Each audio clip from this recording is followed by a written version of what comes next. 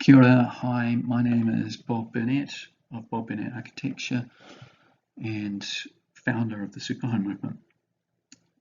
About a couple of months ago, I gave an address at the ADNZ, Architectural Designers New Zealand Conference in Queenstown, and the title of that talk was Fixing the Code, talking about the New Zealand Building Code. And quite a few people asked me to share the slides, and I think you probably get about 50% by looking at slides. So I thought I'll have a go at remembering what I talked about and do a voiceover recording that I can share on YouTube. So here we go. Fixing the code. I don't know if that's the right question. Maybe it needed a question mark at the end of that. I think people have been banging on about fixing the building code, a lot of people, for many years, and nothing's changed. Well, nothing meaningful has changed where it's important. And the building code, even industry officials know the building code is not fit for purpose, and it's probably about 20 years behind a lot of other countries. And so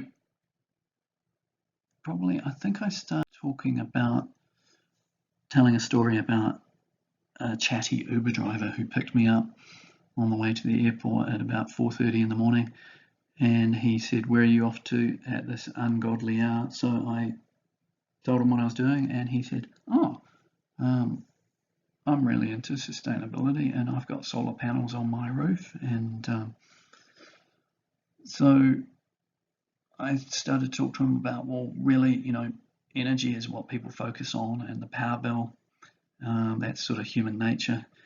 And but the big thing for me is health, and our buildings are really unhealthy, and people are suffering. There's a lot of preventable illnesses that we have in New Zealand that other countries don't have.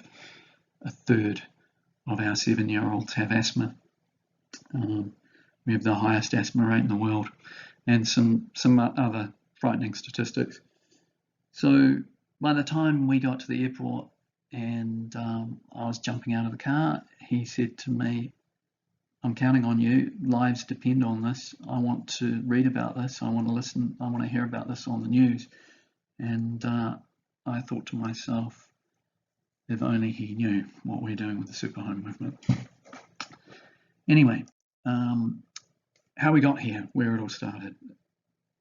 1931, Napier earthquake, that was really the start of building regulations and the building code. Developed from there as we know it. Christchurch, we carried on building buildings to code, business as usual, and nothing changed. And yeah, QuakeStar was an idea that I had, and I connected with a lot of experts around the country, and a rating tool was created for performance of buildings, and that was done by an earthquake engineering guru by the name of Dr. David Hopkins, and initially for commercial buildings and then later for residential homes, with some funding from EQC to make that possible. So there's now a working beta version available online, and eventually that will become an app, and you can put your house into there and have a try and see how it's going to perform.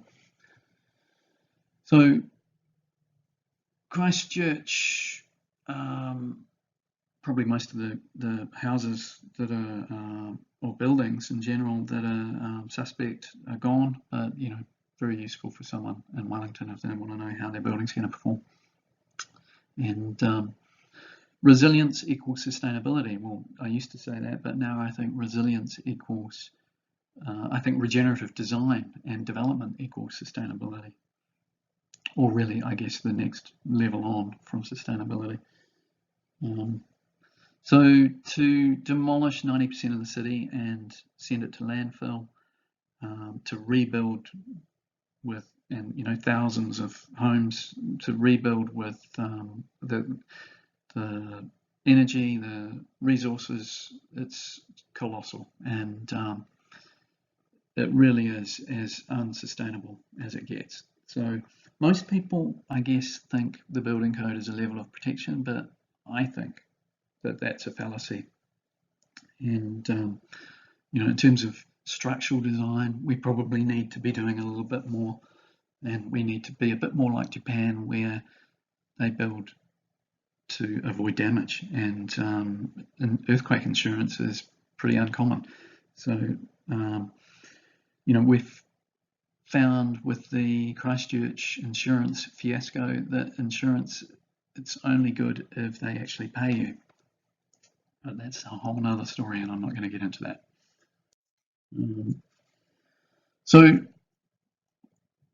all those years ago, after Christchurch earthquake, 106,000 people put forward ideas. It was called Share an Idea campaign, and over half of those people said we want a green city. They didn't just mean more grass. They meant we want energy efficient, sustainable buildings that are healthy. New Zealand building code, I think New Zealand building code really describes the worst possible building that you are legally allowed to build. Yet that is what we target, and that is what we aspire to. And probably most consumers wrongly think that if they get a new building, it'll be like a new car, and it'll be the latest and greatest, have all the bells and whistles, and they don't realize they could be ending up with 20-year-old technology, like a Ford Escort or a Murray Minor, perhaps. So in contrast, late last year I visited Heidelberg, Germany, and Barnstadt. This development had 4,000 homes built to passive house standard, near zero energy.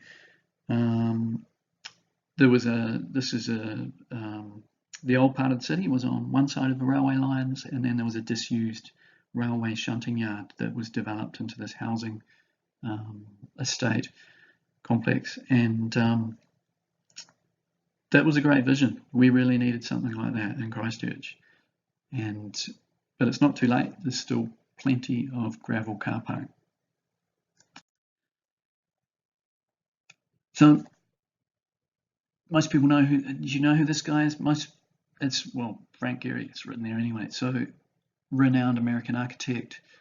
98% of what gets built today is shit, and he was getting heckled by journalists about, why are you building these show off, look at me buildings and why don't you do something a bit more practical? And but this is nowhere is this more true than in New Zealand in relation to our building code.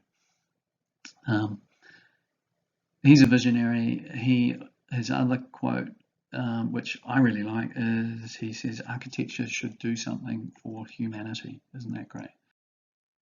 So what's most important? Top three: health.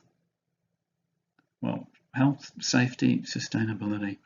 Brands research shows typical sustainability of New Zealand housing stock is compliant with the requirements of the building code. They've done a lot of research. Others have done research, and it's widely known, but it has not led to action, unfortunately. So we'll just keep moving. Whoopsie daisy, skipped something there, but we'll keep moving anyway. So I think as designers, we have a huge responsibility, and I take it very seriously, and I think we have the best job in the world, but we also have the opportunity to change lives, and I truly believe we can design and construct buildings that heal the climate. And the serendipitous side effect of this is that they will be healthier, and people will also be happier, and they'll be better off financially. We can literally pull carbon out of the sky and lock it up in our buildings with carbon sequestering materials, natural, non-toxic materials, and we have this technology right now, and all it requires is a paradigm shift and just a big change, and we're doing it. and a number of other people, a small number of other people are doing it. You know, net zero buildings, near zero waste, zero water, energy positive. It's all doable today. And just as producers of products, from design through to manufacture, increasingly are becoming required to, this is something that we all should be doing now, and it is our responsibility, as I said. So, and we really need to take responsibility for the environmental credentials of our buildings and our designs.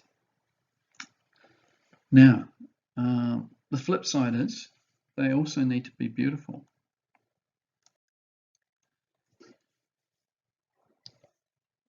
Simon Sinek, has anyone heard of Simon Sinek? He's an author, he's a public speaker, he's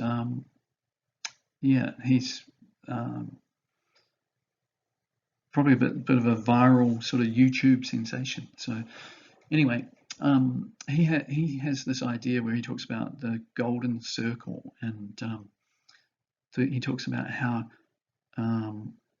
some great, or most great leaders in the world think differently to ordinary people, and they communicate in a different way, and that's why they have more influence.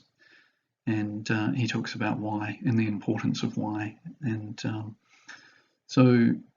and how you should start with why, and most people start with what or how.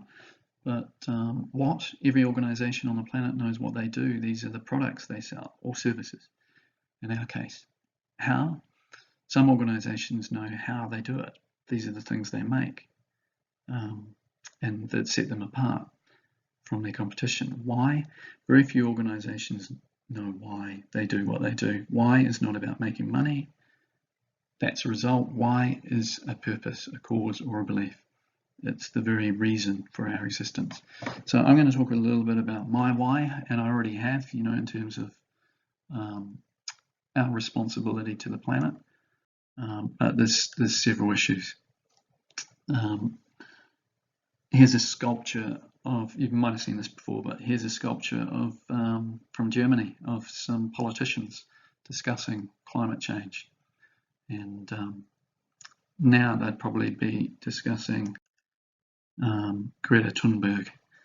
Anyway, I don't care if people are skeptics and they think it's a hoax, because what's the downside? We're going to have clean water, healthy children, low energy, end energy poverty, and sustainable clean rivers. So make America Greta again. This is Greta giving a hard stare to the back of Trump and scowling as he walked past. There's this funny thing where the Simpsons predict the future, and I think they predicted that Trump would become president, but this is Lisa Simpson here and doing the same. The Earth is dying. It's being killed. The Earth isn't dying, it's being killed, and those who are killing it have names and addresses. So my story is really around health, and most people probably, or a lot of people have probably heard me talk before, so sorry if you've heard this before, but this is my house that was broken after the February 22nd, 2011 earthquake, and I'm still waiting for my insurance to be paid so that I can repair this house. So anyway, that's a story for another day. I moved into a very warm, energy efficient house, and we designed for a client. It was brilliant. We got to test drive a new house that nobody had lived in because they were still living overseas. So we were there for 6 months. This was the first winter after the earthquake. The icing on the quake, a foot of snow, arrived. And we were quite happy in there because it had thermally broken foundations. My house has now got properly broken foundations, but that had thermally broken foundations as well. And so very comfortable, very healthy. Sebastian there, he's 3 years old, and no issues whatsoever in that house or the previous one. And then we moved to this beauty here, and their health deteriorated rapidly, my 2 boys. So we had a newborn as well. And they were continually sick with coughs, colds, running noses, but worse, stomach pains, and Sebastian developed asthma. So this house here had rising damp, and it was almost impossible to heat, and that was all we could get because we had 2 beautiful dogs, as you might have noticed in that previous photo. And it's almost, at that time, there was incredible competition for rentals, and if you have dogs, you go to the bottom of the list. So when we moved out of that house, we had to clean the mold off the bottom of our furniture, and we eventually bought this house, which we're renovating. And so, you know, if you're renting, you can't do anything to improve the home, but this one here, at least we're able to try and make it livable and a bit more healthy, which is what we're doing. A super reno. And I think that's incredibly important because we're not going to solve all the problems by just building new homes. We've got 800,000 uninsulated, unhealthy homes, and 50% of homes have visible mold in them in New Zealand. Anyway, so this is some health statistics from World Health Organization. 1,600 more people die in winter in New Zealand, and they call that the excess winter mortality rate. Other countries either don't have that or have that in much smaller numbers. 28,000 kids spend the night in the hospital, and they get fixed up and they get sent home, and then a week or 2 later they're back again because they're being sent into unhealthy living environments. This costs billions of dollars. $6 billion is spent on respiratory illnesses. A lot of them are preventable things. I think I already mentioned the asthma statistics. We're at the worst in the world. We would save $158 million on healthcare if we built sustainable houses. Every $1 spent on better quality, warm, dry, healthy homes saves $4 for our health system. Okay, so let's see if this oh no, that's not going to play. That was a video, but anyway, I might be able to add that on the end. We'll see how it goes. That was a video of the 10-star home, the first 10-star home that we designed in Christchurch. So I recently changed the mortgage of that to ANZ because ANZ have introduced a thing called a healthy home loan, and they give you 1%, up to 1% off your mortgage interest rate if you do a Homestar 6 or above rated home. So that's great. Congratulations to ANZ. And that is the first we've seen of green mortgage providers. And there's a lot of different products around the world and different formats for innovative lending for eco loans and other sort of sustainable finance options. And we're slowly catching up. Slowly. How do we compare? So New Zealand, these are U values. So this is the inverse of R values, which are more commonly referred to in New Zealand. So but yeah, being the inverse, the bigger the number, the worse it is. So New Zealand, we're not doing very well. So we are about where UK and Europe were with their building standards in terms of thermal values. We're about where they were in the mid-90s. And yeah, just this is how we compare. So New Zealand, 2.9. South Island, fractionally better, but UK, 9.1 is their R value. These are R values. 7.7, 9.1 for the roof, 7.7 for the floor. These Even Los Angeles, where they are probably a warmer climate than New Zealand, they've got around about triple the R values that we do. And as you would expect, these colder European countries, much better. Even Australia, double the R value for roofing, proper R value for windows instead of our ridiculous windows that we have in New Zealand. We have no standard in New Zealand for air leakage. We have no standard for ventilation, proper ventilation. Spot extraction from kitchens and bathrooms is not ventilation. Opening the windows is not ventilation. It just does not work. So yeah, that's embarrassing, isn't it? Australia are better than us and they're warmer. We keep them at rugby, but not where it counts. So Superhome movement, this is our baseline. We say 3, 4, 5 minimum thermally broken recessed windows, preferably non-conductive window frames.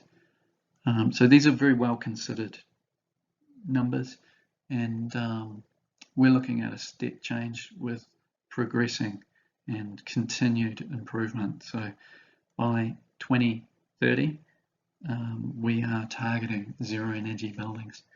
I mean, you could do it now, but I'm talking about everything, lifting the bottom end. And I think that's important. So, yeah, Jacinda Ardern, when she gave her first electioneering speech before she became the Prime Minister, she talked about this quote from Norman Kirk, and someone to love, somewhere to live, somewhere to work, and something to hope for. And somewhere to live, I think that is so important. I think it really should be somewhere to live that isn't going to make you sick and isn't going to harness you to a massive power bill for the rest of your life. So we've tried lobbying government and talking to the various ministers without a lot of success. So this is why I say, you know, we really need community-based standard setting, and we need to not wait for the building code to change. Anyway, I can share this presentation, and this is quite funny, but you can read about that. They have no idea. Basically, the minister said you can already build above code, so why not? You know, but nobody does it, so they don't get it. And they're paranoid about housing affordability, and they think that improving the code is going to make housing unaffordable. It will actually make people better off. So what we need to do, we need to building code started all those years ago after the Napier earthquake. It was prescriptive. It became 1991. They introduced the performance-based building code, and slightly revised in 2004, mainly around the leaky building syndrome. I think we need to move to measuring outcomes rather than predictions, and modelling performance, and measuring the quality of the built building by monitoring the building. And that is becoming a lot more achievable and a lot cheaper to do. So I think that's where building codes will go around the world. The proof is in the pudding. And that is what we do. And every Superhome we aim to monitor. We're certainly monitoring the 10-star home, and it tells us how good our air quality is. Air quality of buildings is about up to 10 times as bad as the air quality outside, and a lot of people don't realise that. So this is the 10-star home, and I really don't have time to go into the details of that, but it is open once a month, first Saturday of the month, for people to visit and have a look at that and hear about the kind of 30 or so innovations that are not common in typical New Zealand homes. So, building code, this is where it sits, 3 to 4, routinely 3 actually, and councils, Auckland Council in their unitary plan tried to implement 6. It didn't get through. Christchurch tried to do the same in the revised city plan, and Jerry Brownlee said, no, you're not allowed to do that. Has to come from Wellington. Superhomes should be, particularly in Christchurch, 7, I think, should be a minimum, 7 to 10, if you're comparing to the Homestar scale. So this is an infographic of a slice through, well, this is an idea, this is just a still image, but this is an idea. It's a slice through the 10-star home and housing performance and affordability dashboard. So if you can compare the, with an interactive 3D model, if you can compare the interventions to make the house better in terms of its thermal performance, and compare the cost, the capital cost to do that, and also what your monthly power bill will be, then that can present the value case really, and give you some feedback on what you should prioritize in exceeding code minimum standards. And I would definitely say better windows would be a good start, because that's where most of the heat loss is. So let's just say you get to, say, a good 8-star home which has no power bill. You don't need to target 10. It's probably a bit like the tail wagging the dog. And in terms of cost benefit, but you know, you could do a 0 energy positive 8. And what would happen if you took all of the money that you spent on your power bill and you put it onto your mortgage? So this dashboard idea has a mortgage calculator, and you can see what is the effect of that, and it's significant.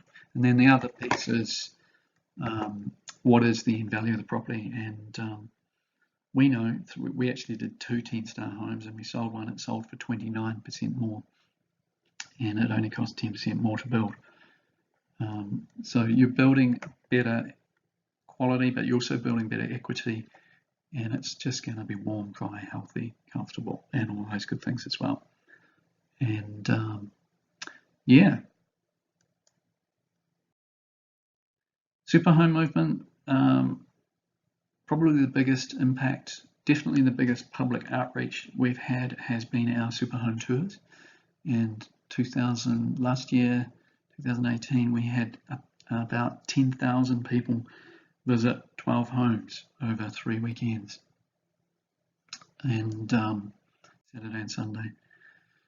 So this year we did it slightly differently, and we had one weekend we still had almost 5,000 people through those the 9 homes.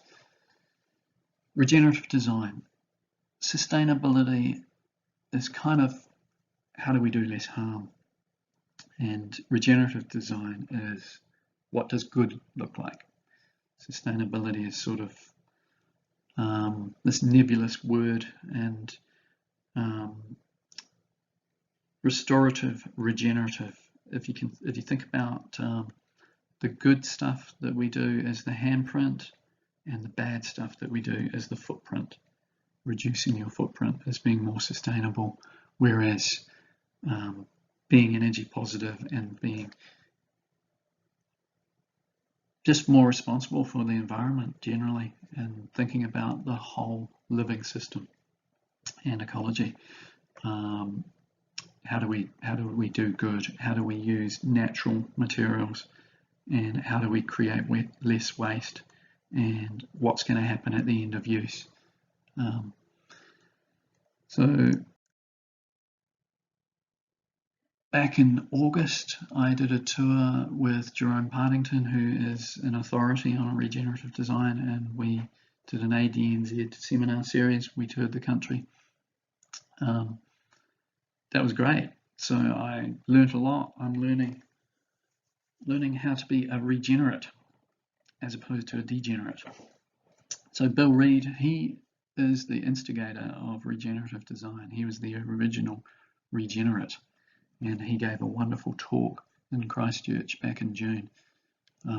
So incidentally, where you see a red triangle, there are videos that you can watch. So if you download the PowerPoint, you'll get a link to that. I don't think I can play these videos through doing this process here, recording that I'm doing now. But awesome talk. The whole room, 250 people there in the new Turanga Library in Christchurch, and they were all buzzing. So well worth a listen to the YouTube talk from Bill Reed. How much does it cost to run a home? Well, most people know how much it costs to run their car, but we don't actually think about the home. And I think we need to. So when I was in Europe and the UK, I sort of already knew about this, but I saw it in practice. They have really sort of predominantly displayed on their real estate advertisements the energy ratings for homes, EPCs, energy performance certificates. We need that in New Zealand. It's mandatory in Europe, and it's cheap and it's easy, and they've done 22 million properties throughout most European countries. So it's Superhome movement, learning, sharing, innovating, and it's really about creating a new culture and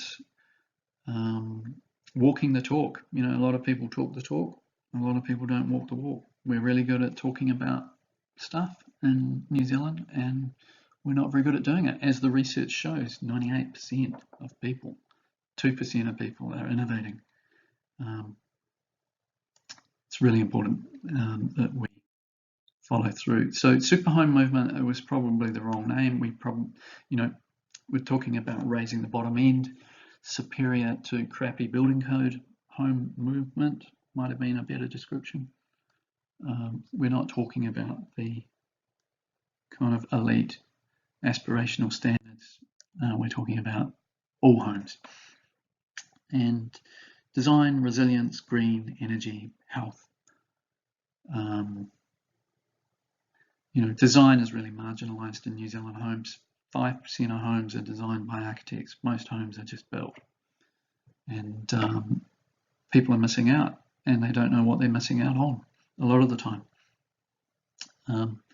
Resilience, I touched on QuakeStar, but also sort of longevity, durability. And some of our materials, building code calls for 50 years. It should be 100, 200. Some of the warranties for claddings, windows, 15 years. Come on, if you're spending $500,000 or $1 million on a home, you don't want your cladding to last for 15 years, or your windows. Green, the big one, and using less resources, not just energy, water, materials, the life cycle of the materials as well as the energy, and the embodied energy as well as the energy consumption through the use of the building. So it is financially positive. It just makes sense. And affordability really is not how can we make cheaper buildings. It's what's the affordability ongoing. What's the cost of ownership over time. So I think about price, and I think about costs. Price is easy. That's what you have to pay to get something. The upfront capital cost. Affordability really is the cost. What is it going to cost you over time? Health is really the byproduct of all of the other ones done well.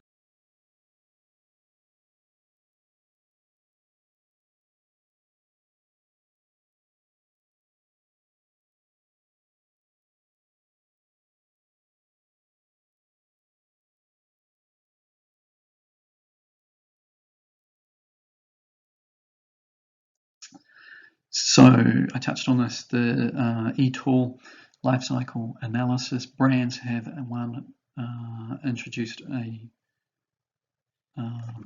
tool recently, LCA Quick, and I would recommend you have a look at that.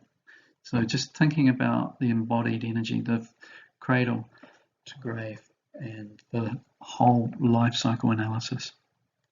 It's probably about a quarter of the carbon, and still energy is the big one. That's probably 3/4. But it's still something that we should be thinking about, and particularly in relation to waste as well.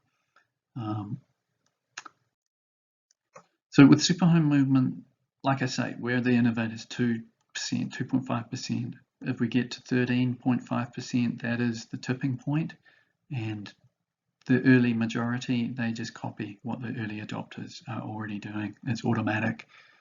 Same with the late majority, it takes a bit longer, but they just do it. And then the late mass, the laggards, yeah, they take a lot longer, and they're the people, the laggards, they're the people that set the building code. So anyway, I think that's probably enough. The most important thing is that we do things for ourselves, and we can, and we have proven that with the Superhome movement. So thank you very much, and thank you for taking time out to listen to this. And if you want more information, visit the Superhome website, superhome.co.nz. There's also a very active Facebook page, and I'll make sure that this is downloadable, and also the PowerPoint slides are downloadable, so you can get more information from the links that are available through that.